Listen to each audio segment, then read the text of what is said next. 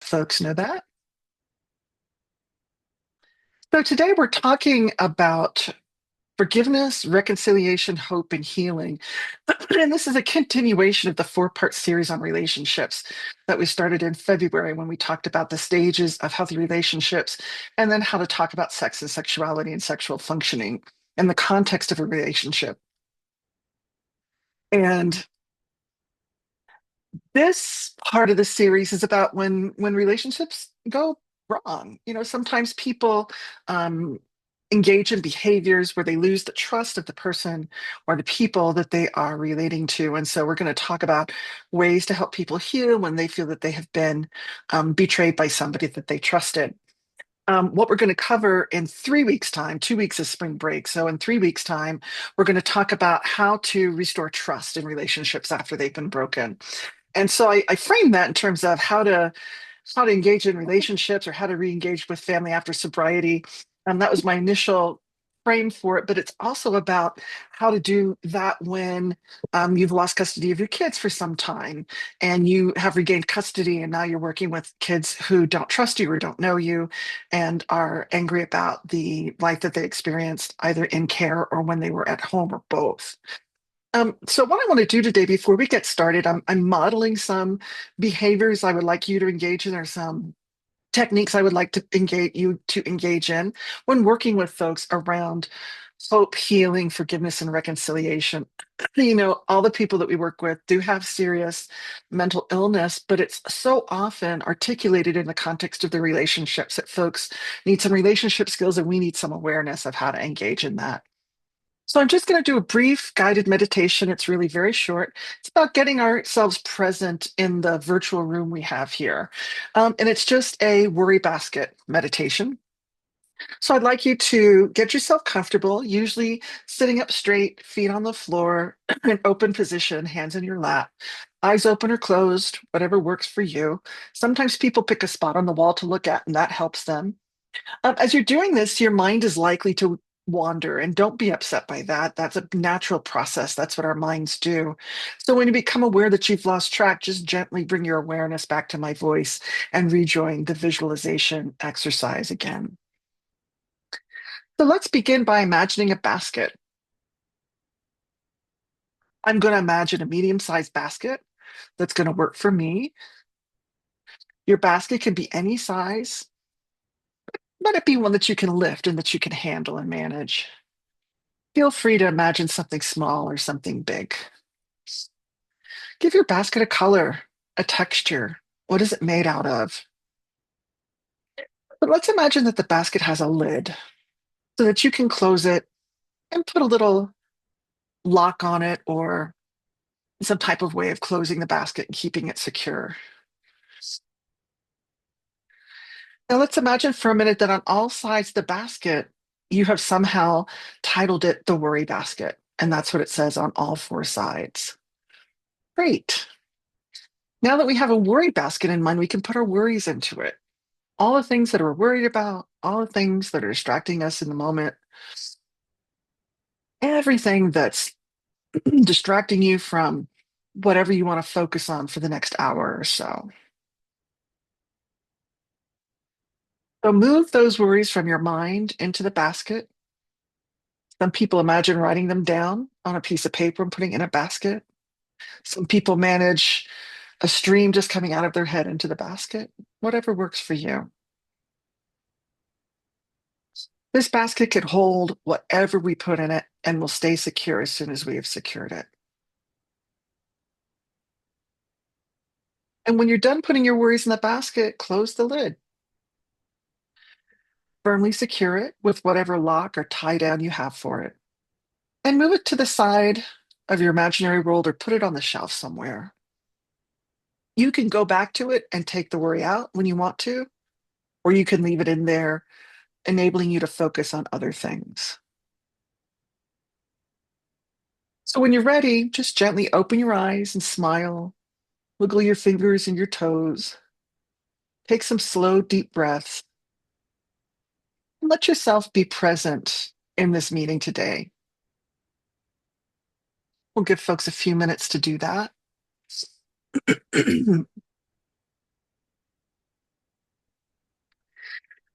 So today we're going to focus on these four topics that I've talked about. And we're not going to have breakout rooms today, but we are going to have a couple of large group um, conversations. So let me get back here to where I can share my screen. And you should be able to see the slides. And I have to keep a couple of other windows open so I can see folks who are trying to get in the room who haven't been able to get in yet. So again, today we're going to talk about forgiveness, reconciliation, hope, and healing. And these are really four essentials to be able to talk about in a culturally uh, uh, content in a way that's culturally appropriate, right? Because our clients have so many different backgrounds and are so different from who we might be as counselors and social workers and therapists. These are very culturally bound and sometimes spiritually bound ideas. So you really have to work with the client to make sure you're understanding where they're coming from and what the context is for them. So we're going to explore how the following factors can be effectively used in counseling, and we're going to develop ways to implement them in a culturally sensitive manner. And because there's so much diversity in this room, it'd be really awesome if you could share either with your voice or in the chat, what does your culture, religion, or spiritual orientation tell you about forgiveness? What messages come to you from those perspectives?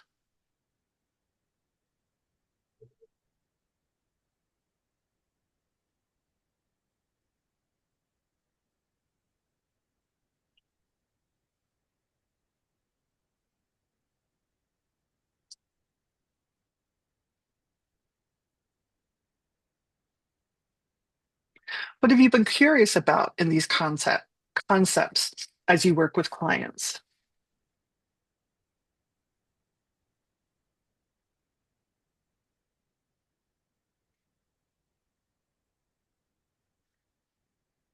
So one participant has said that religion tells me God is all forgiving and we should forgive each other. So there are definitely religious messages about forgiveness. Are there words in your first language that relate to forgiveness and reconciliation? That's certainly something that we have to talk to our clients about. Their language might not even have these concepts, or the concepts that are sort of parallel to them might not mean the same that we mean when we talk about this in English or Spanish. Another person has shared in the chat, we all make mistakes and we should have compassion towards others. So that's like a moral position that we should have compassion for ourselves and others, I would also say, so that we can move on, because it's really hard to move forward when we're stuck in a pattern of relationships, or we're stuck in one relationship with a memory of a relationship in which we felt harmed, or we felt that we've harmed somebody else. And it's really important to have some language around these ideas so that we can talk about them. So I want to talk about how the definitions of influence have been, the definitions of forgiveness have been influenced in the last 50 to 80 years. And this does come pretty much from a European, North American, and African perspective. So know that about these concepts. This is very well researched in psychological literature for the last 80 years, but it does have that perspective as its basis, but now is moving and embracing more indigenous ideas about forgiveness, reconciliation, and hope. One of the first people to write about this in the United States is Viktor Frankl. Many of you have read his book, Man's Search for Meaning. He was a prisoner in the Nazi concentration camps during the Holocaust and World War II. And he was one of the prime movers and shakers in the United States and in Europe around developing existential therapy, which the focus of existential therapy is trying to make meaning of your life. So he was one of the first people to start writing about that. And even though Man's Search for Meaning is probably 70, 75 years old. At this point, people are still reading it and people are still getting a lot of feeling and a lot of meaning out of reading that. The person in the bottom right is Desmond Tutu, who is the Archbishop of South Africa in the Anglican Church. He was also chair of the Truth and Reconciliation Council in South Africa in the 1990s and early 2000s, as they looked at ways to process how are we going to continue to live with each other in this country when we've had so much conflict. with each other. And truth and reconciliation councils are a pathway when countries have had a lot of civil war and a lot of civil conflict, and also when there's been conflict post cross borders, rather. So there's a model for this that's a very secular one, meaning it's not religious. It's being established by both Viktor Frankl and by Desmond Tutu. Dr. Tutu can also talk about it from a religious perspective because of being a religious person as well. And then I want to give a lot of focus on Indigenous women worldwide who are the ones left picking up the pieces after conflict in many communities, whether it's war-torn communities or it's colonized communities or it's people trying to understand how gangs have taken over their communities. This is a real nonlinear indigenous healing focused way of engaging in reconciliation and forgiveness. So forgiveness is really influenced by these modern movements as well as very old religious doctrine, both in the Christian literature, Jewish religious literature, Islamic literature, Buddhism, Hinduism, many, many others. So those are all represented in the Central Valley, and we need to be mindful of those and ask our clients about those. So here's a working definition of forgiveness, and I need to mute myself for just a second if I.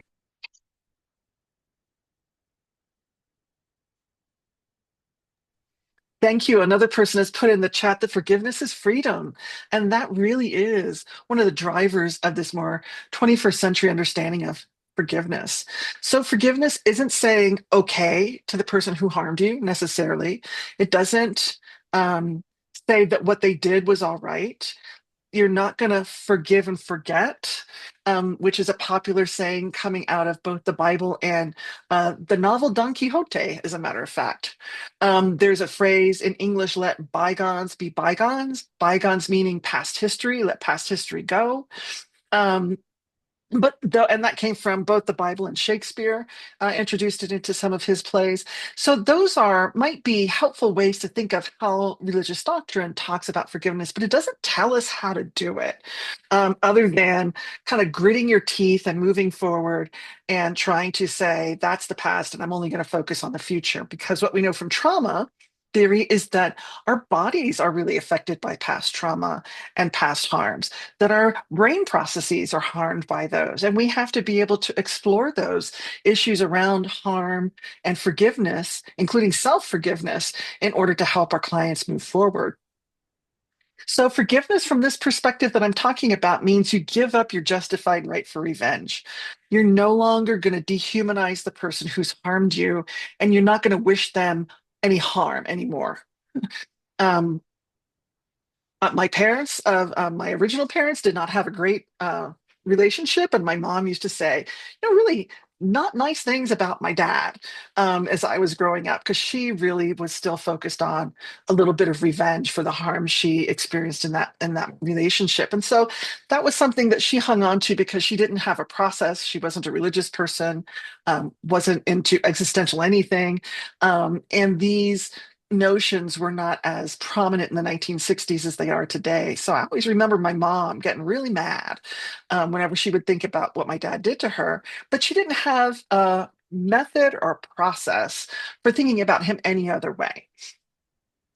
Forgiveness does not mean that you will have a relationship with the person that's harmed you. And I think that that's what's confusing in sort of popular literature and popular ideas, that forgiveness means reconciliation. Reconciliation is a completely different process. This means that you're no longer going to engage in those fantasies of harming the person who's harmed you. You no longer wish them ill. You don't want them to be dehuman. You don't dehumanize them anymore, but you're not obligated to have anything to do with them. So forgiveness is about our own process, about how we think about ourselves in relationship to other people, to the people who have harmed us, as well as the people that have supported us, and whether or not we feel that the world or our environment is a supportive place. The process of forgiveness is also a little different than what has normally been looked at in the popular literature. There actually is processes for this that we can talk to clients about, and I would definitely share this information with clients for whom this is an issue. So it forgiveness is not a one-time thing. I forgive you and you're done with it. It's actually like most psychological and emotional issues, it's a process. It's longer term, it's fluid, and it changes because think of a child who was sexually abused by a family member at 10 years old. They're going to conceptualize this differently at 10 years old, at 15, at 25, when they get into their own relationships, when they have their own children. And so maybe they have to redo or conceptualize forgiveness a different way when they're each of those developmental stages. It's not a specific moment in time. And again, it's a process that changes as the individual changes.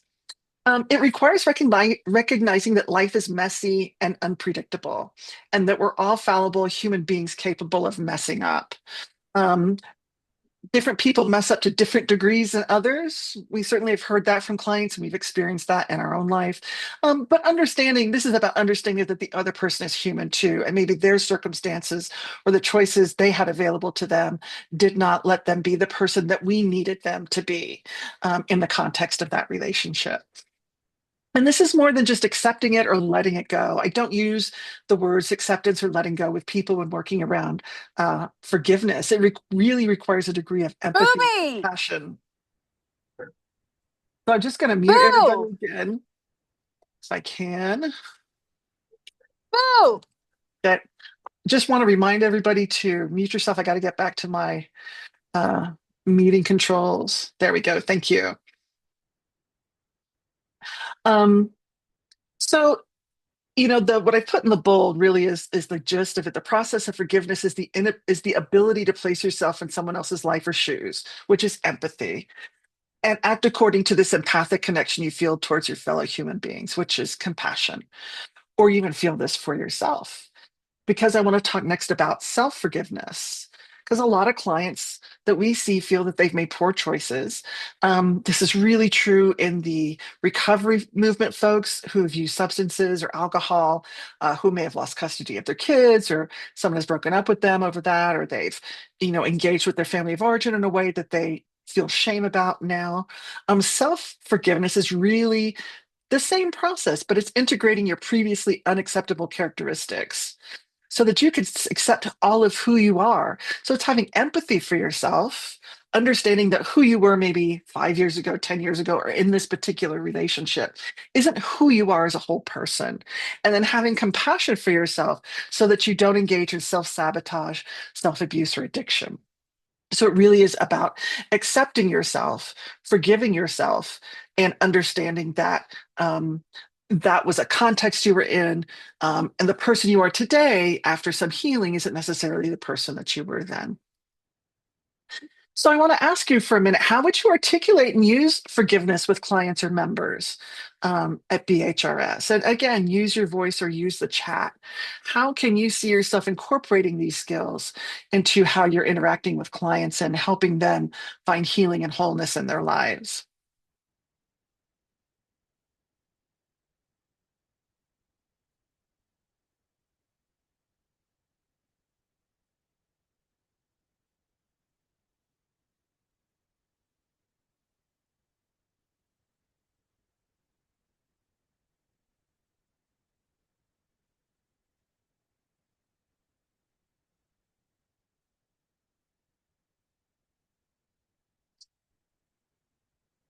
Are these concepts new to you? Are they kind of way out there? Are they different than what you thought we would be talking about today?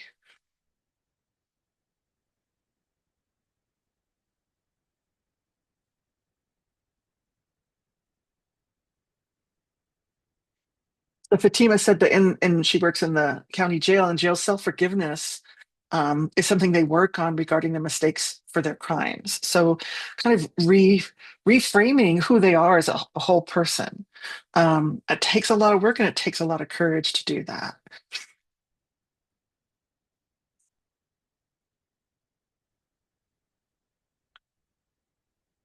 Lexington, that's okay. We all make mistakes, don't we?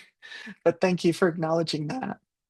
I'm working with another person that I supervise whose client has engaged in a lot of crimes, including very serious assault crimes, physical assault crimes.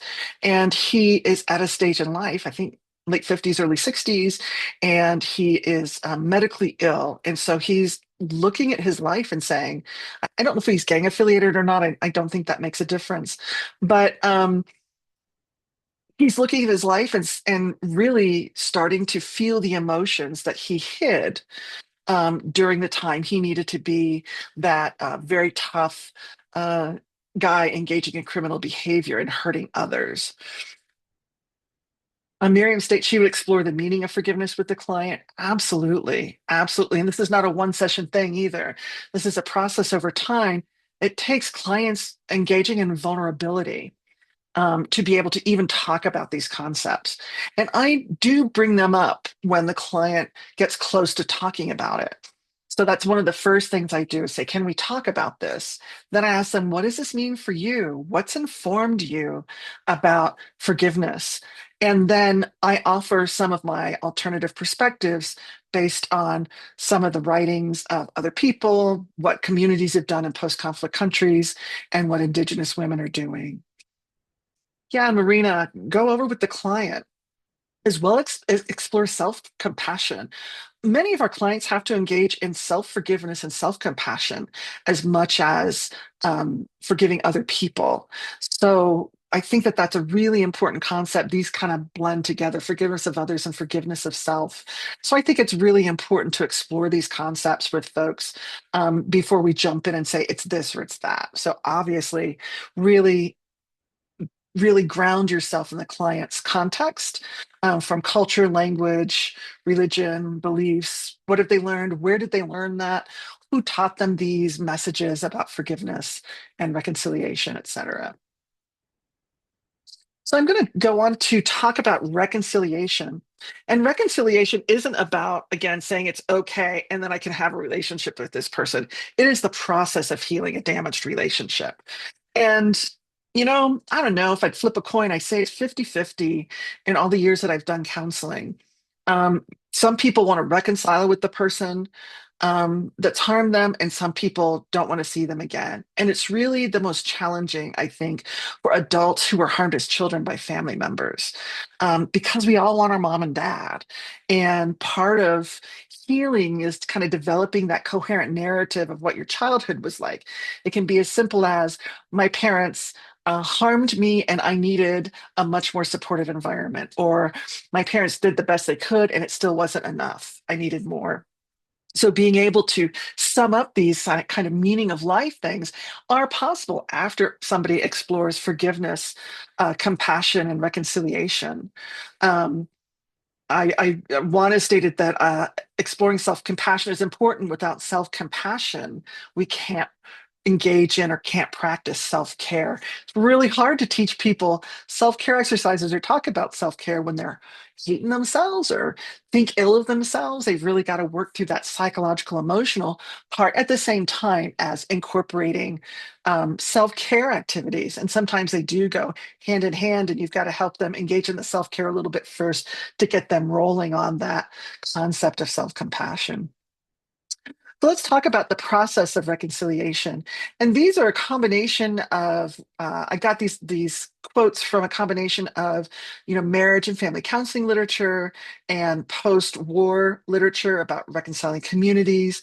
And I love some of the phrases that some of these folks have used. Karen Bronis, who does work in the post-conflict world, says that the process of reconciliation involves mutual acknowledgement of past suffering and the changing of destructive attitudes and behaviors in a constructive relationship. So it's like a three-step process. You both parties have to acknowledge that they have suffered in the past, despite who did what to whom. And then they have to change their destructive attitudes and behaviors. And then they have to construct a new relationship again. So it's a complex process that takes time. Again, it's not a one-off kind of thing. Others say that reconciliation includes an acknowledgement of and a commitment to healing past wounds. So again, reconciliation doesn't mean that I'm just going to pick up that relation again with the person that's harmed me and it's going to be okay. There needs to be a lot of conversation and there needs to be a lot of processing. And in many cases, when I've worked with people on this, there needs to be a lot of boundary setting and a lot of communication about what harmed me then and what I need now from this relationship in order for us to heal and in order for me to heal. I love this next phrase. You need to eliminate the accumulated poisons in the relationship. And this is from a marriage counselor. I've done a bit of marriage counseling too, and that's one of the things is you can't process 3, 10, 15, 25 years of past harms. You can't, even though people have frequently have bottled that up and haven't processed it by the time they come to therapy or by the time they're looking at giving up that relationship. You got to say, you know, we're going to talk about this for so many sessions, and then we need to stop talking about it and work towards what you need to build together. What are the skills you need to build this relationship together? Like the first person talked about on this slide. Acknowledge the past suffering. Can the couple or the two people or family in a relationship change their destructive attitudes and behaviors and then work on constructive relationships? Because the final step of reconciliation is building that future, building positive acts of love towards one another so that you have concrete things you're doing to build a more positive relationship. So I want to talk for a second about reasons that reconciliation attempts fail, because it is really hard to make this work and to make this work in a healthy way. So, one of the reasons reconciliation fails is that one or both parties have not done sufficient processing on their own regarding forgiveness and what forgiveness means.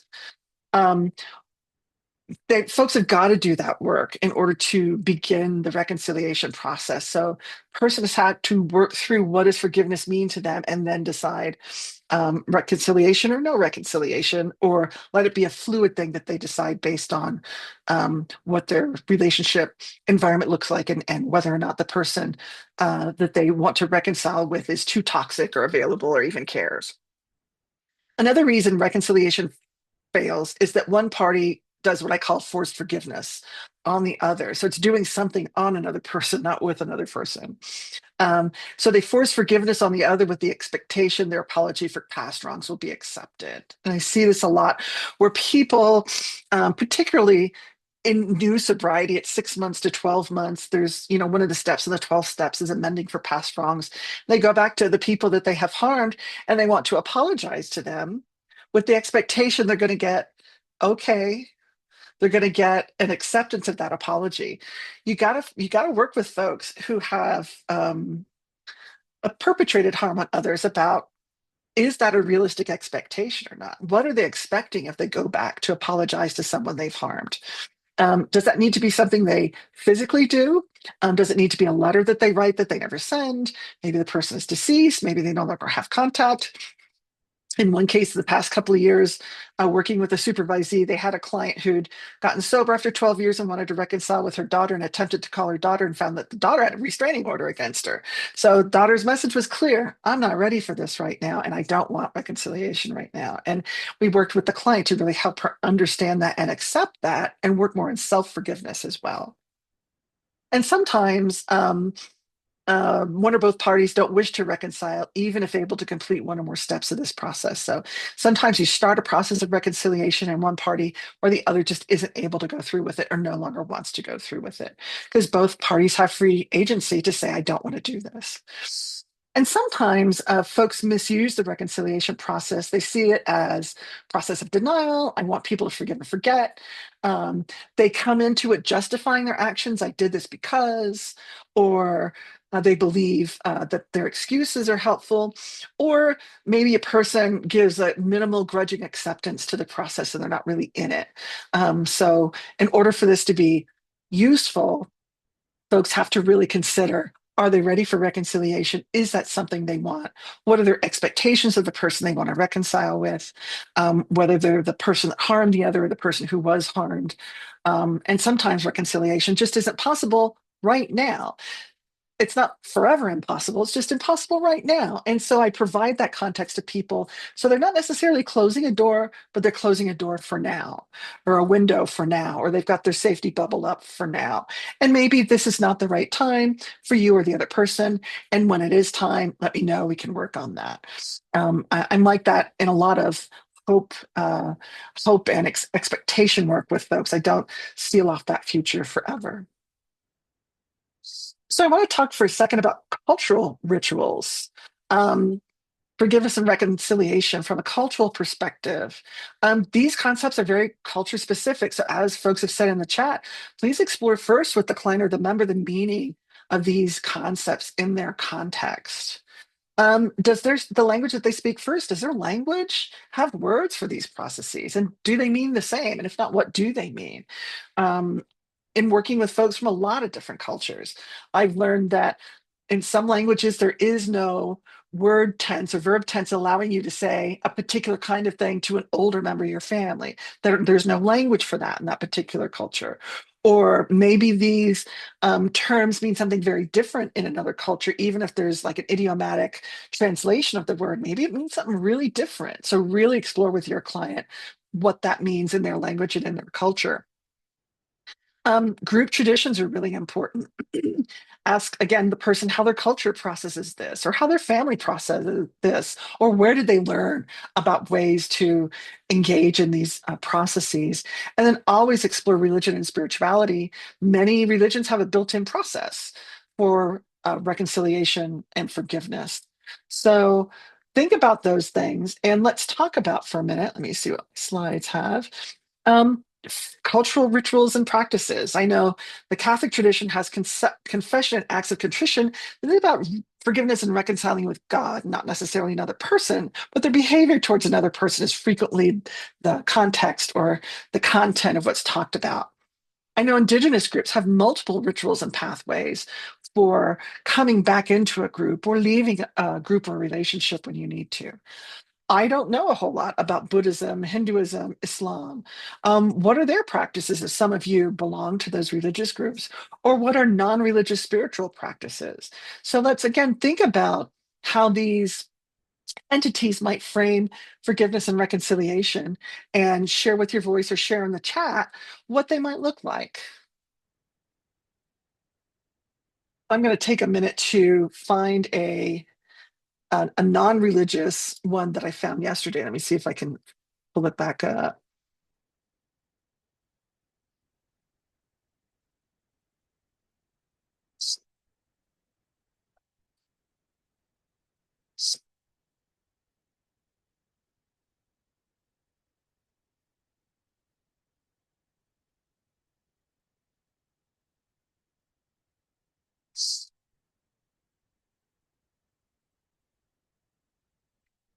I just Googled non-religious forgiveness ritual. I've got all kinds of stuff popping up. Forgiving yourself and others, a ritual for that.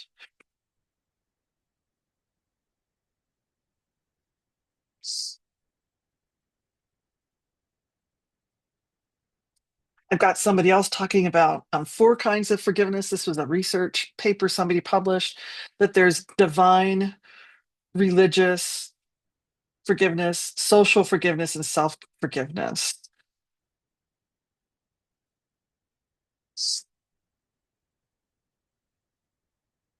I even found somebody from probation support services, and maybe this would be helpful if you're working in the jail, creating a forgiveness ritual. So there's lots of resources online.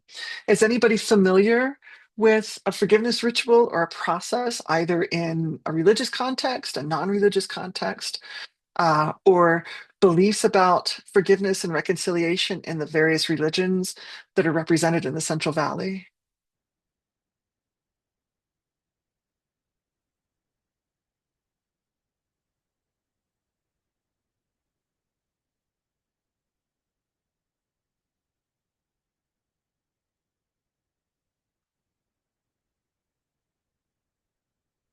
So these are complex writing letters. These are complex topics to come up with. And I know we don't talk about it much in the training that you have in MSW and MFT programs.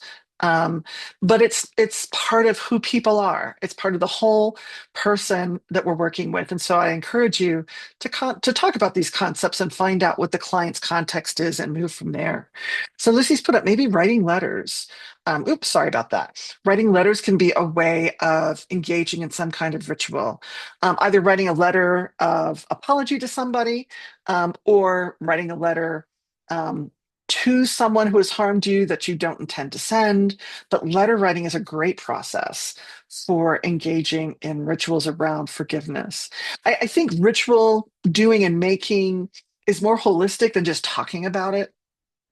A lot of interventions are about journaling and that kind of thing. And our clients sometimes can do that and sometimes can't do that. But if they have any kind of artistic way of engaging in a ritual around forgiveness, whether it's tearing up a letter and throwing it in the river, or um, writing a letter and burning it, or planting a tree in memory of somebody who supported them in a relationship, even when other things were not helpful in their context. Um, Gardening, if folks can engage that or have the space to engage with it, that even planting pots on your balcony if you don't have other space, as a way of just engaging in a healing practice or a healing activity. So I think that those are all good practices to consider. Let me stop for a minute and ask if there are any questions or comments or observations so far.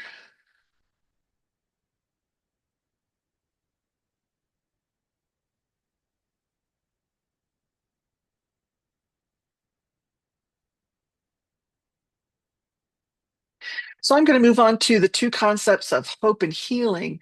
These are pathways to increasing well-being.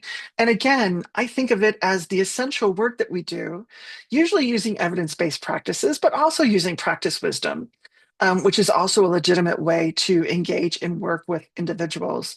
But that's really what people want. They don't, we talk about it in terms of DSM and diagnosis and evidence-based practice and what's the CPT protocol, and you got to understand motivational interviewing and Prochaska's stages of change. I mean, we're talking about all that because those are all tools for us to use when we work with individuals. But really, at the core of what we do is helping somebody increase their well-being through a process of healing, whether it's medication, healing from the medical part of their mental illness, or it's about the social and emotional part of their mental illness, or just about the trauma they've experienced in their lives. So I like to keep that in mind when the world tells me to look at a protocol or an evidence-based practice.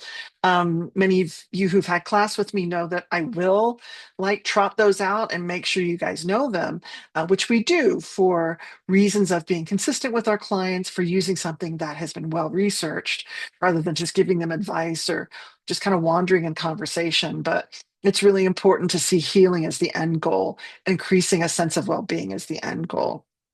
So let's look at some definitions. Hope from a psychological perspective, there's also a religious perspective to hope, but from a psychological perspective, hope is the ability to envision a different future and the ability to develop a pathway to get to that preferred future. So you got to have a goal and you got to figure out how to get there. And we've got to help people develop the skills to get through that process. Healing from a psychological perspective is acknowledging, accepting, and processing difficult emotions and experiences.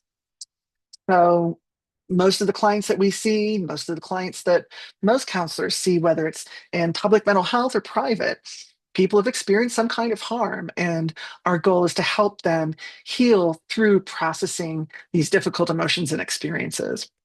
And again, this is not so much evidence-based practice as it is practice wisdom, and it really requires a holistic perspective that you look at the individual, their context, their worldview.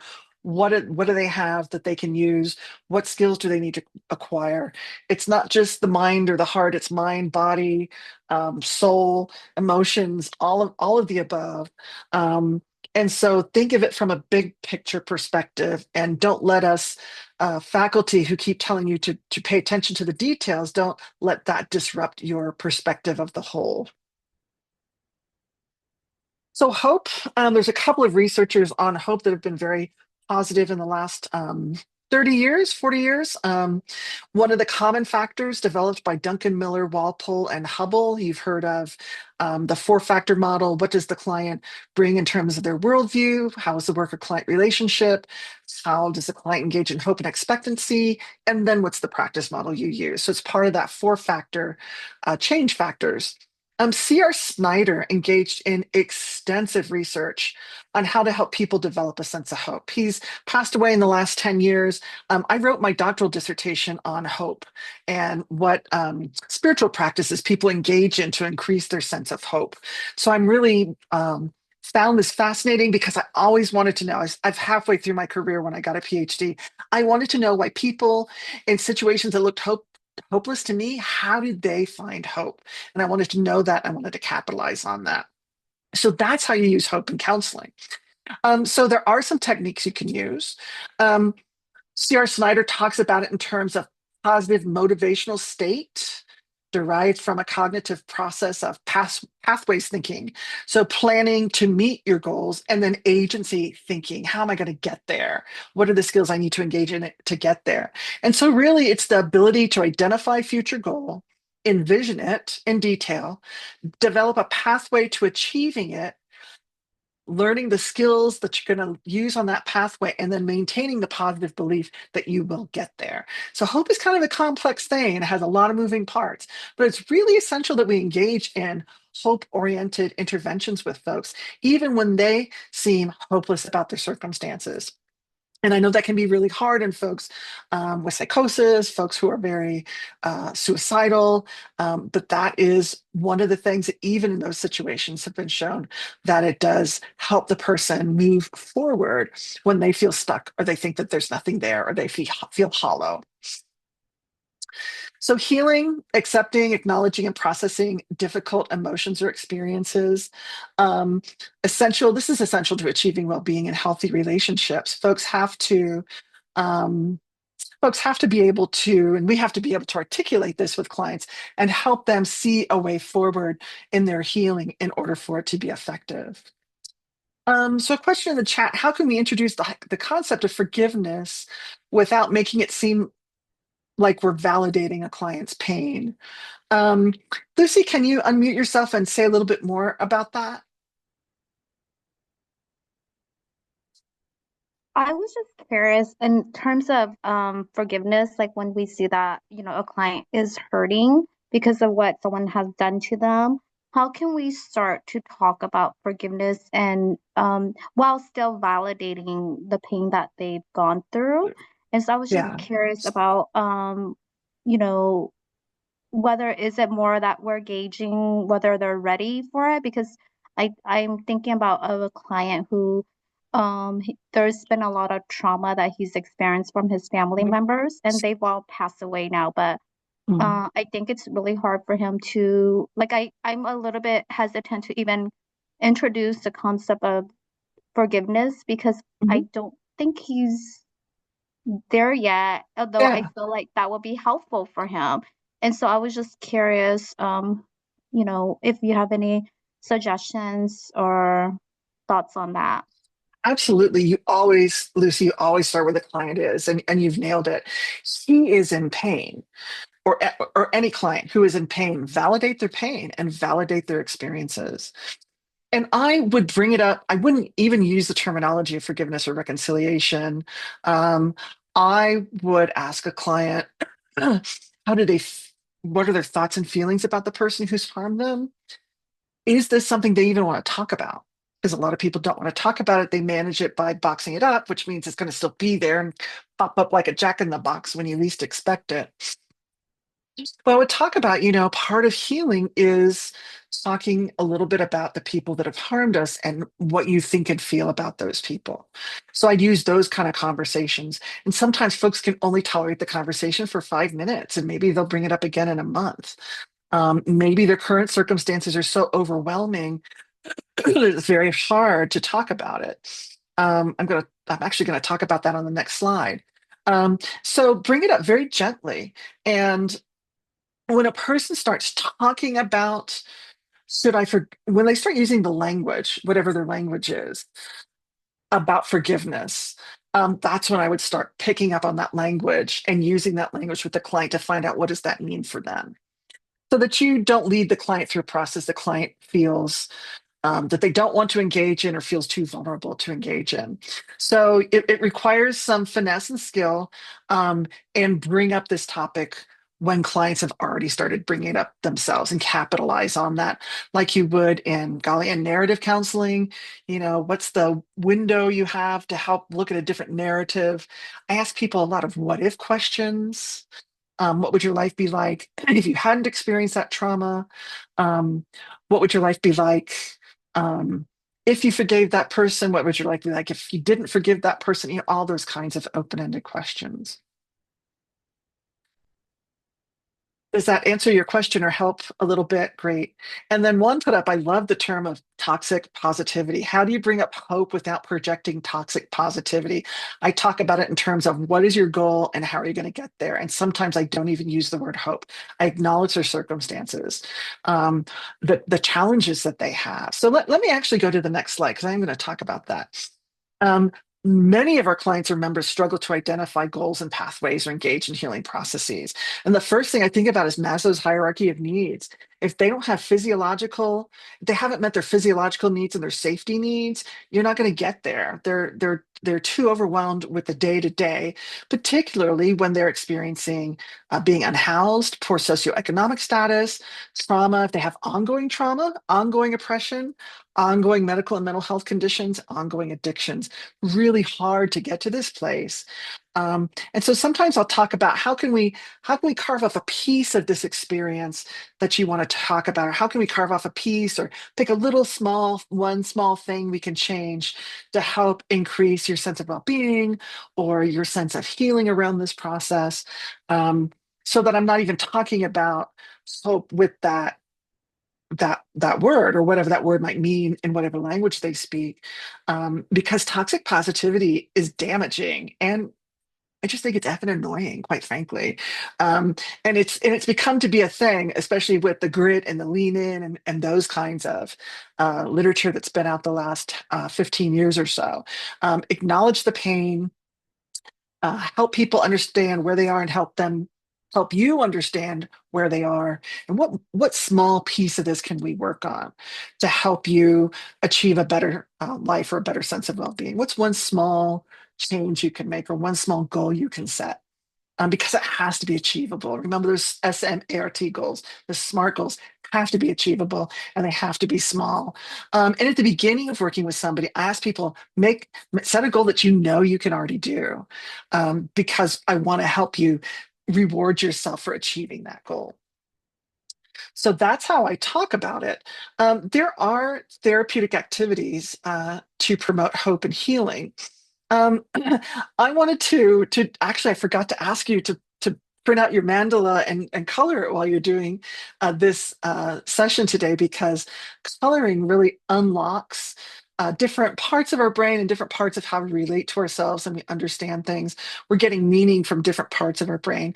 Technically, it's called unhooking from the default mode network in our brain, which is the default mode our brain is in, even when we're not thinking of anything. It helps activate the brain in different ways to engage in building new pathways about their experience of themselves and the experience of the world.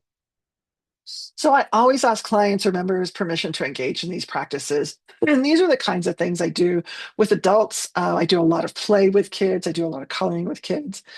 I typically start a session with brief guided imagery to help them focus on the work to be done in therapy.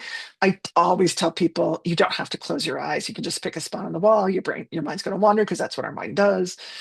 You introduce and practice breathing exercises with clients. So this is all those mindfulness activities to help people down regulate their fight or flight syndrome and engage their parasympathetic nervous system, or the other part of the vagus nerve. I always forget how to talk about the vagus nerve, but that's another theory about talking about this. So, using these artistic or different ways of processing feelings other than talking helps people express themselves and helps them lay down different neural pathways around their memories and around their experience of the issue and their experience of themselves. So it's art, clay, music, movement, poetry, storytelling, play, all those expressive arts therapies that you don't have to have a ton of stuff to do, and that you can invite adults to do. I always invited adults to draw or to color. I always had fidgets, even for adults. I always had them for children. I need fidgets to be able to sit for long periods of time. And I tell my clients that I have to have fidgets to keep myself seated and focused on the client.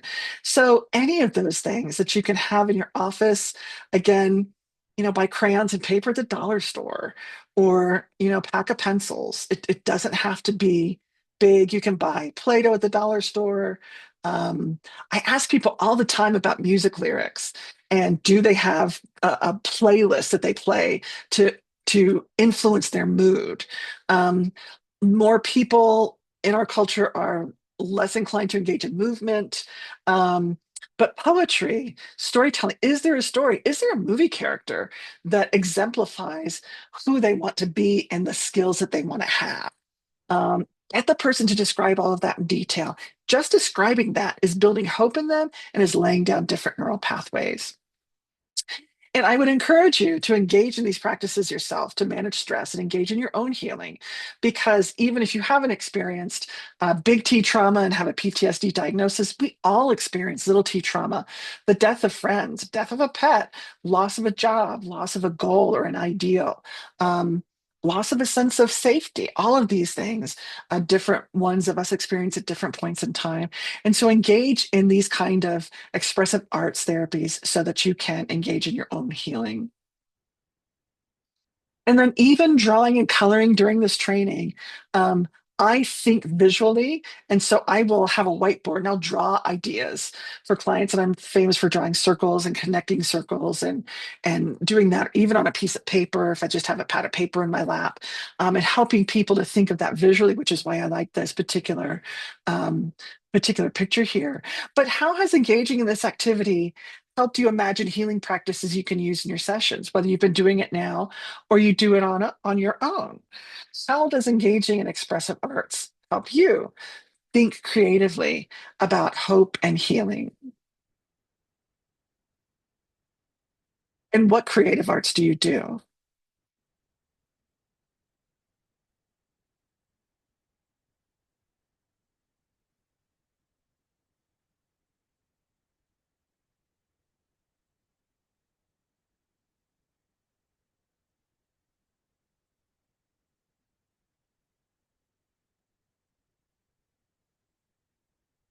Well, I hope that you do not burn out. I hope that you do engage in some creative arts because it's a release. The one I do is I've trained to be a jeweler.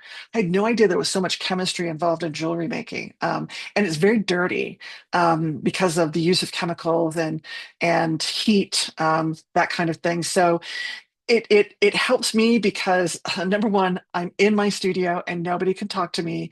I don't take my phone in. My family knows where I am because my studio is in my home. Um, and I'm not processing verbally anymore. I'm processing spatially and I'm processing with gases and liquids and solids and metals and gemstones. So it's a completely different way to engage in problem solving thinking. Very different from how I engage in problem solving in a clinical context, and it helps me to think outside the box, even in a clinical context. And yeah, Lucy, we all need to incorporate more creative arts in our work. So I'm going to leave you with that thought. I wanted to give you the resources about forgiveness and reconciliation and indigenous populations and forgiveness and group therapy activities for healing, because I think that those are important for you all to build your resources around. And those links were good as of yesterday. Um, yeah, I did this yesterday. With the uncertainty in the government right now, a lot of my government links are being disrupted because I'll link a lot to federal programs. So if you find any dead links in any of my trainings, please shoot me an email. So the final two sessions we're going to wrap up. This is going to be after spring break for those of you who go to Stan State. So April 8th in 3 weeks. The links are in the PowerPoint I shared. Yes, yes. I know they're not live on your screen. So the final of these four sessions about how to work in relationships is reconnecting with family after sobriety and after breakages in the relationship. It's really about rebuilding trust and how do you rebuild trust with people who don't trust you anymore? How are you going to demonstrate who you are and what are you going to do? What behaviors are you going to engage in to help rebuild trust? Then our final session for this year is going to be an introduction to neuromodulation and biofeedback treatments. So these are cutting edge techniques in mental health treatment other than counseling and medication. As I tell my clients, and honestly, family members and friends, I refer to these processes. You don't have to say anything and you don't have to take any drugs. So we're going to talk about transcranial magnetic stimulation, which is available in the Central Valley, neurofeedback, which is also available. HeartMath is online, and we'll talk about EMDR and how to obtain what EMDR is and how to obtain EMDR training. A very powerful method for helping people process trauma without having to talk about the trauma. So I put in the background a graduation picture. Congratulations to those of you who will be graduating this semester. It's been a wild ride. I'm going to stop sharing right now so I can see everybody. Any questions about today? I know we're ending a little bit early. It's my goal to not hold you to the last minute, so you get a minute to breathe before you end for the day. Any questions or comments about this? So yeah, good information. Thank you. It's not, again, it's not something that you're necessarily going to talk about in class very much, but it is really at the core of a holistic approach to working with individuals. So thanks everybody. Take care of yourselves, and I will see you in 3 weeks' time. Bye bye.